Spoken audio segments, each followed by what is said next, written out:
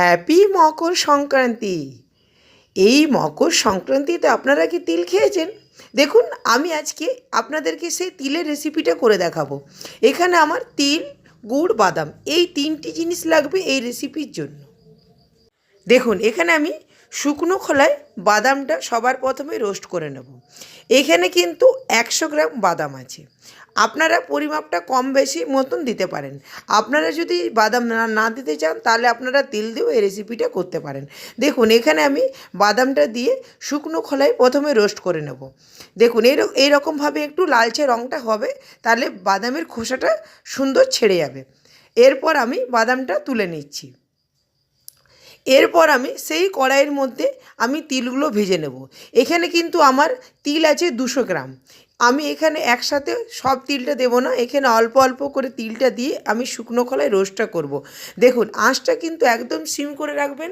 বেশি লালচে হয়ে গেলে কিন্তু তেতো লাগতে পারে।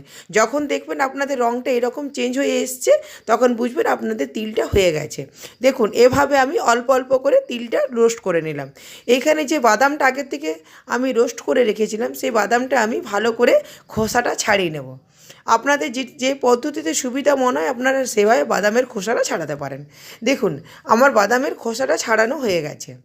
এরপর আমি মিক্সির জারে বাদামটা দিয়ে আমি বাদামটা কিন্তু একটু আধ ভাঙা করে নেব। খুব বেশি গুঁড়ো করলে কিন্তু টেস্ট লাগবে না। এরপর আমার বাদামটাও গুঁড়ো হয়ে গেছে। এখানে আমি তিলটাও নিয়ে নেব। তিলটা আমি কিন্তু দুবারে রোস্ট করব, অল্প অল্প করে। এটা কিন্তু একবারে রোস্ট করলে কিন্তু অনেকটা গুঁড়ো হয়ে যেতে পারে। তিল বেশি গুঁড়ো হয়ে গেলে কিন্তু খেতে টেস্ট লাগবে না। আপনারা যদি এই প্রসেসটা শিলনোড়ায় করতে চান তাহলে সেটাও করতে পারেন। দেখুন, তিলটা আমার রোস্ট হয়ে গেছে। আমি আপনাদেরকে দেখাচ্ছি কীরকম তিলটা হবে।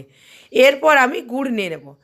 তিল, গুড় আর বাদাম পরিমাপটা কিন্তু সমান রাখতে হবে।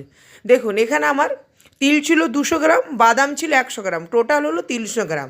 এখানে আমি 300 গ্রামই গুড় নিয়ে নিয়েছিলাম। সেই গুড়টা আমি একটু জল দিয়ে ভালো করে আমি এটাকে গলিয়ে নেব।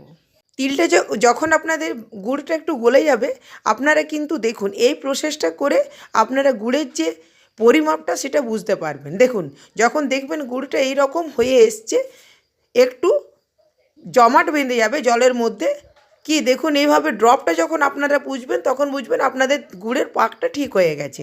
এখানে কিন্তু আমি একটা জিনিস বলে দিলাম, আমি এখানে ঘি দিতে ভুলে গেছিলাম। সেই জন্য বাদামের গুঁড়োটা দেওয়ার পর আমি এখানে ঘিটা অ্যাড করলাম। আপনারা কিন্তু ঘিটা অ্যাড করতে পারেন। এরপর আমি এখানে 1 চামচ ঘি দিয়ে দেবো। 1 চামচ ঘি, বাদাম, তিল এটা কিন্তু আমি দিয়ে 5 মিনিট ধরে আঁচটা সিম করে ভালো করে এই পাকটা করে নেব। তিলের নাড়ু তো অনেকে খেয়েছেন, এই রেসিপিটা একবার হলেও বাড়িতে তৈরি করে দেখবেন। খেতে খুব টেস্টি এবং ভালো লাগে। এটা আপনারা 1 মাস ধরেও সংরক্ষণ করতে পারেন। দেখুন, আমি এখানে বাদাম, তিল আর ঘি, গুড় সব একসাথে দিয়ে এরপর আমি 5 মিনিট ধরে আঁচটা সিম করে ভালো করে নাড়তে থাকবো। এটা কিন্তু একটু টাইম ধরে করতে হবে। আঁচটা সিম করে 5 থেকে আপনাদের টাইমও লাগতে পারে 7 মিনিটের মতন। দেখুন, এভাবে আমি নাড়তে নাড়তে যখন একটু জমাট বেঁধে আসবেন তখন বুঝবেন আপনাদের তিলের পাকটা ঠিক মতন হয়েছে। তিলের পাক যদি ঠিক মতন না হয়, এটা কিন্তু আপনাদের বরফি যে জিনিসটা সেই জিনিসটা হবে না। দেখুন, এটা কিন্তু লাড্ডু পেকে যেতে পারে। আমি এরপর একটা থালার মধ্যে একটু ঘি মাখিয়ে নেব।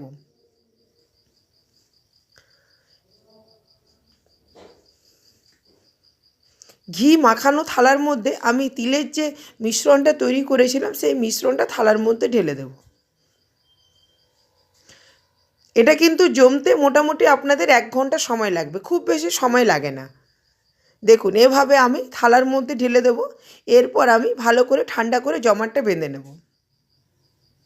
বন্ধুরা, এই রেসিপি আপনাদের ভালো লাগলে প্লিজ আমার চ্যানেলটাকে লাইক আর সাবস্ক্রাইব করে দেবেন। আপনারা কীরকম রান্না দেখতে চান আমাকে কমেন্ট করে জানাতে পারেন। আমি চেষ্টা করব আপনাদেরকে সেই সকল রান্না দেখাবার।